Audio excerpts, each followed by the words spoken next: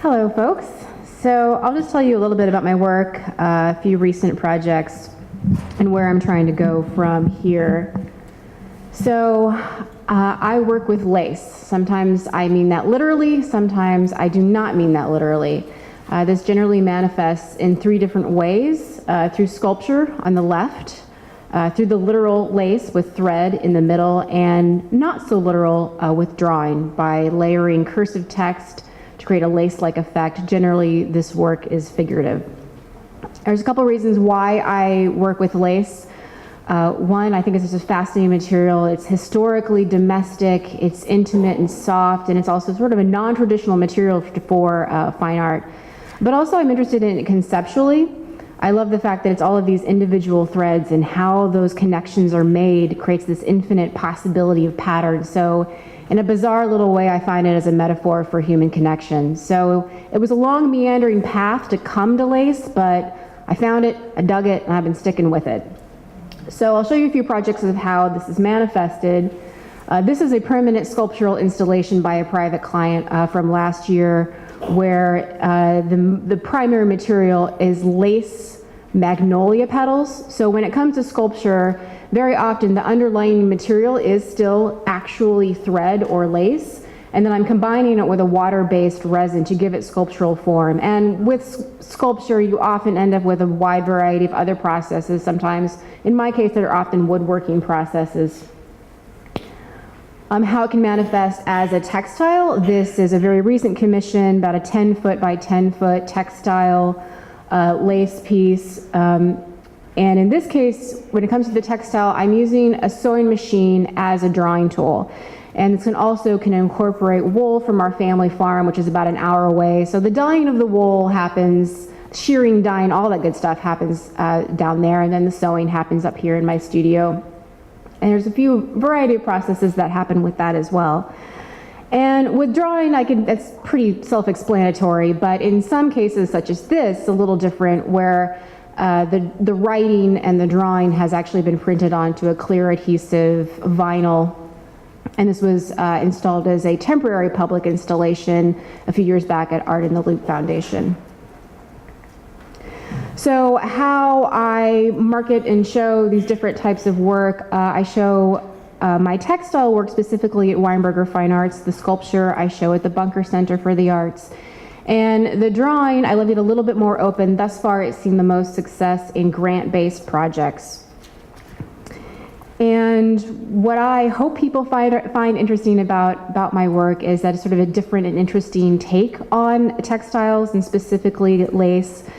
I think the intense detail, sometimes admittedly insane intense detail, I think keeps the looker, there's always something new to find.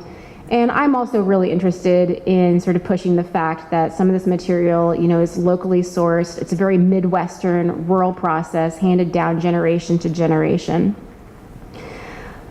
Some of the challenges I find, I've sort of shown you that I have three very different bodies of work, and I've always found it difficult in how do I best market a multifaceted process. So what I'm doing at this point, I'm sort of showing you that I've sort of separated the bodies of work into different venues, and I'm leaving one sort of open-ended, but I'm definitely open to ideas on if you think I'm doing something totally wrong there. My audience, I feel like I need to increase my audience. I feel probably a lot of artists feel the same way, that sometimes our primary audience feels like other artists. And as I am a full-time working artist, navigating the flood and drought financial situation, especially in the last couple of years, has been pretty difficult and stressful. And the home studio, I do have the sculpture and sort of some textile studio down at the farm, but primarily I do work up in the city, but it is a home studio, and I do want more studio visits by curators and other artists for dialogue and critique. Although I should say, after this last project, I got really frustrated with my space. I completely gutted it, and in the lower right, I went out and bought a bunch of furniture from IKEA, so I'm much happier with it at this very day. So I'm actually considering inviting more people to come in. But in terms of goals, a short-term goal would be to increase large-scale commissions in the public and private realm. The two first projects I showed you were very successful private large-scale commissions, and I was working in a larger architectural space. and sometimes directly with the architect. And as someone whose degree is actually in interior architecture, not the fine arts, I felt very at home there, and I'm really interested in pursuing those opportunities. Also short term, increasing my solo local exhibitions and pushing that regional. This is mid to long term, is also getting more museum shows. I've had work in museums, but just not here in Kansas City. That would be lovely to change. And eventually a primary or secondary studio space outside of the home for especially the sculpture, but also I would love some interns, but I'm wondering if I feel a little hesitation about inviting interns into a home studio. But so what can the community do? Obviously, if you have any thoughts on the stuff that I've said today, but on ways to increase my audience, I'm sure many of you here are artists and I love you, but how do I reach beyond you? And definitely if you have any recommendations on other institutions or businesses that you know of that do work individually with artists, I would love to expand my work there. And also a few suggestions on better documentation of work. Thus far I've been doing my own documentation, and sometimes it's a little frustrating. On big projects, I'll go ahead and spring for, E.G. Shump here in town, but for everyday stuff, if there's any recommendations about some local photographers that that do this type of work. But really, anything and everything, speak now or forever hold your peace. Not really, but. Thank you, Rachelle. We'll open it up for questions. If you can just raise your hand, I'll come around with the microphone. So questions and comments? I want to ask my same question. Does your gallery give you any help, like getting museum shows or other representation out of town? Actually, one of the pictures that I showed was of a large lace work, and I'm very happy to say the piece on the top, Weinberger was able to get my first municipal commission, and so that was acquired by the city of Overland Park. So thus far, I'm already very happy with the work that they're doing for me. And hopefully more commissions will come out of them. Hey, Rachelle. Hi, Paul. I don't remember what the qualifications are to apply for Studios Inc. Oh, I know very well. Do you? Okay, because that should definitely be on your list. That'll be a great space. Trust me, I've been trying. Okay, well, keep at it, because you would be that space and that the exhibition space, having that scale of a studio and the camaraderie of the other artists there would be really ideal for you, I think. I agree. Okay, good. Other questions?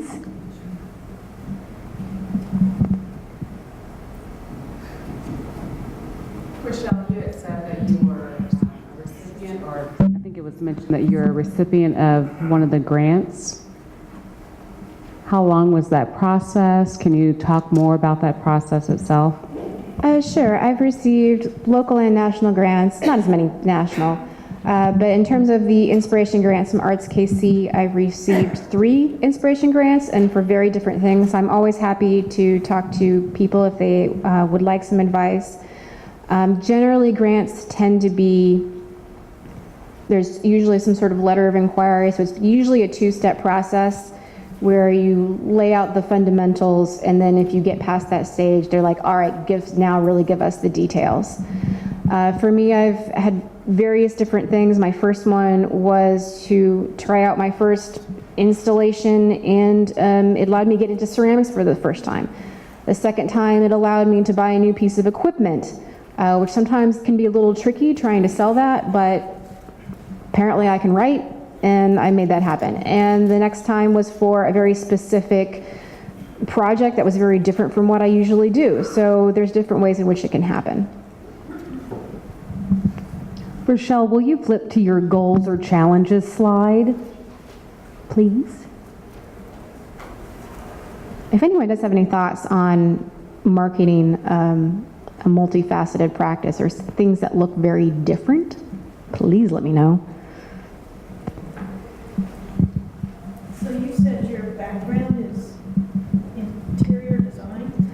My degree is in interior architecture from K-State, which is this bizarre little mix of traditional architecture, interior design, product design, and furniture design. So my first job out of college was building and designing custom furniture at a wood shop. So I'm very comfy around power tools. So it seems like your audience, your big audience would be through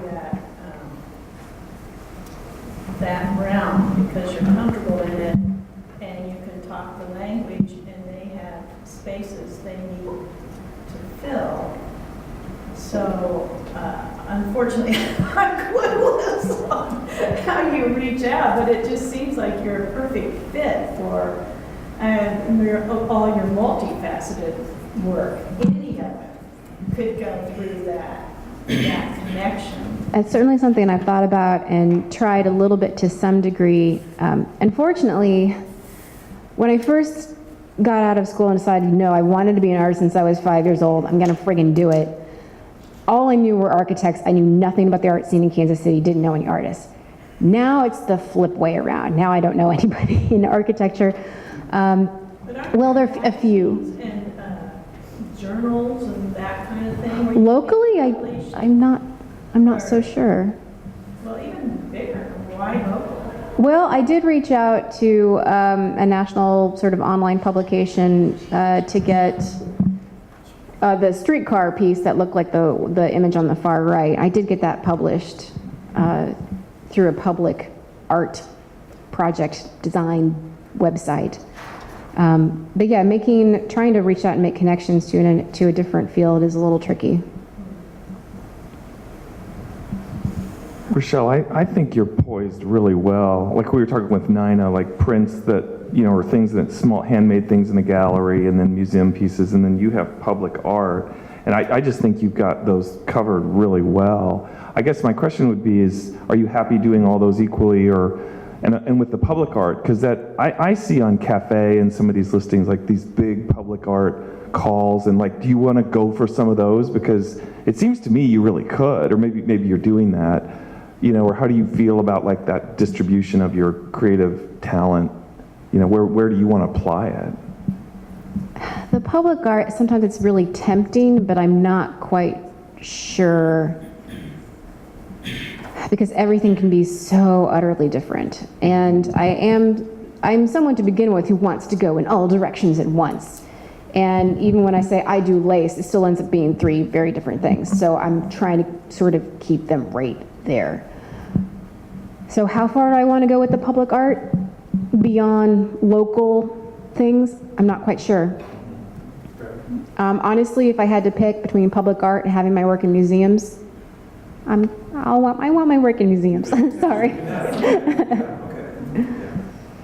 That's not to say that I'm not going to do public art projects again. I mean, You've had some success. And I've always got ideas, but. Rachelle, you mentioned documenting your work, and this is actually for all the artists in the room. I don't know if you're aware of the artist files at the Nelson Atkins. The Spencer Library started this initiative, I guess it was 3 or 4 years ago, where Longer than that. yeah, maybe 5. Do you have an artist file at the Nelson?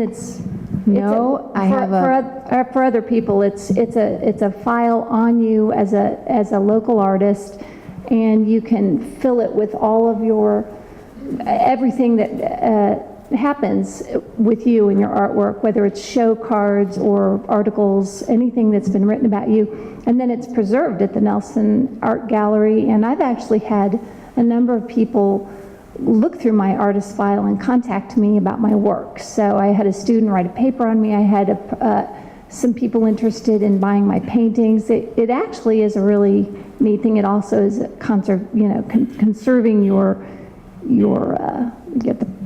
the provenance of your work, all kinds of things. And you can update it as your work progresses. Yeah, this is called the Spencer Artist File, and it's in the Spencer Library at the Nelson Atkins.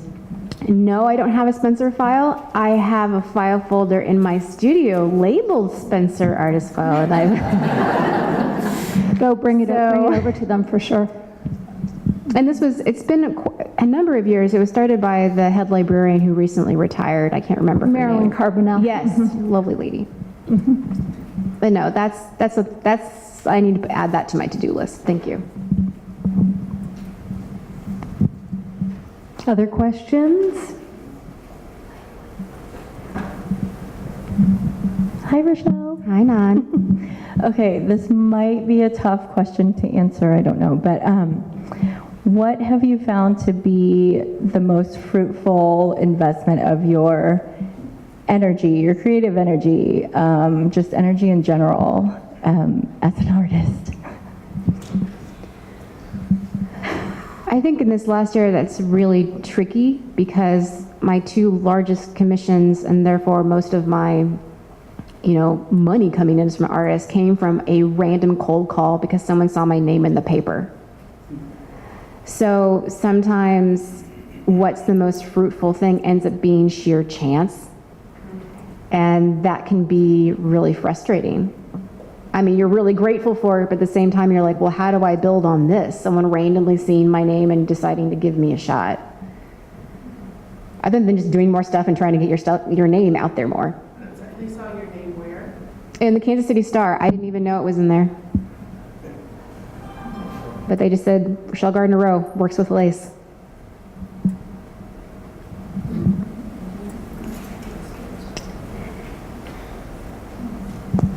Creating more happy accidents like that. I mean, Well, it actually may have been in the paper because of the Arts KC Awards. yes. So I've been surprised a number of people who recognized your name when I've been promoting this event because of Arts KC. So I would look at ways to reconnect with other activities they have going on throughout the year, particularly with patrons. Let them know that you're interested in some of their patrons' programs and being present there, speaking if need be. No, that's a great idea because Yeah. Arts KC has been a big part Yeah. of my career from the beginning. Yeah, and then the Weinberger Gallery has artist talks which patrons attend. They're not directed towards artists; they're directed towards patrons. You might want to also look at mimicking what they do at in Urban Art House, just because even though there's a cluster of artists there, proportionally there's more patrons in Overland Park than there are artists. So that's a good way to outreach. Of course, I think Nina has wonderful exposure at the being at the Nelson. But yeah, I definitely would capitalize on the Arts KC name recognition, and you'll be surprised too how that carries to other art organizations and art happenings. Thank you for that. Also, just lace. Here we go. Here, and good to talk in the mic because then the video will pick up the question. Oh, I'm just thinking about lace, and you kind of stand for lace, so maybe there's a thread there that you could follow in to build your audience, and it might lead to commissions, it might lead to museum shows. I've been thinking a lot about non-traditional venues rather than the same old venues, and maybe there are places all across the country that would, that feature something about the history and lace, and you could put a modern spin on that. Well, there are textile-specific museums. Actually, that's one of the places I've shown at is out in San Jose in one of their textile museums. I'm not sure I want to. I want to make sure I don't get boxed into only showing in like textile-specific galleries because I do other types of work, and I think textile art has the same capacity to be amazing as any other art form, and I don't want to get boxed in. But that's not to say that I won't continue to show anywhere I can get my my stuff in. So. Yeah, I wouldn't worry about being boxed in because you're broad in what you do, so. Thanks. We have time for one more question. Anybody has another question?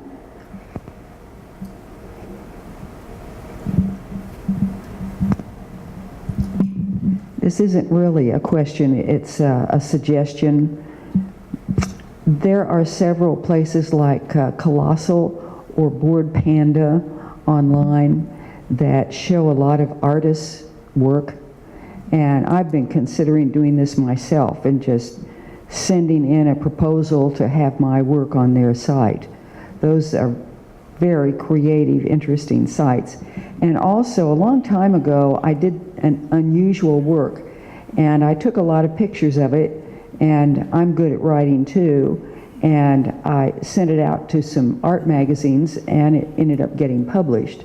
So don't neglect magazines. And I don't mean Reader's Digest.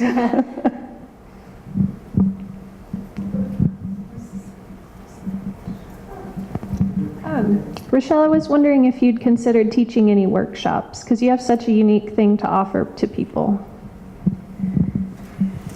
I admit there's definitely some teacher blood in me. I like to talk. I like solving other people's problems. I know that I would actually be a good teacher, but once again, I'm always worried about spreading myself too thin, because, you know, like I said, I'm trying to do one thing and that still doesn't end up being one thing.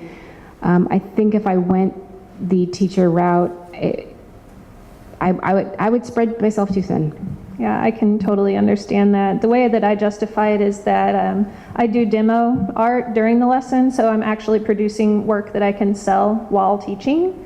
Maybe you could figure out a way to make that work, and it might help your feast and famine thing if you had a stable income from the workshops. But I do understand the being spread too thin part.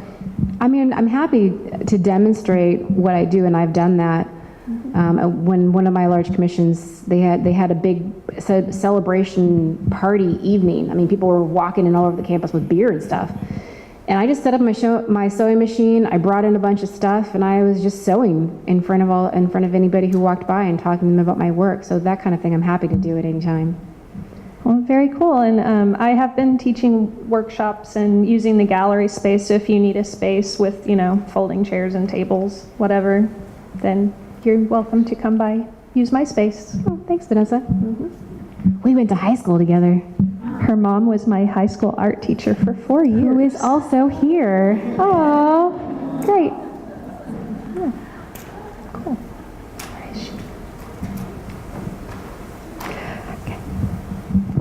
Okay, we actually have time for one more question.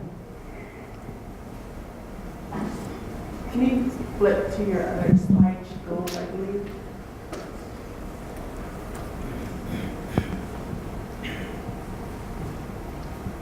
Does anyone have any advice on national expansion, gallery representation?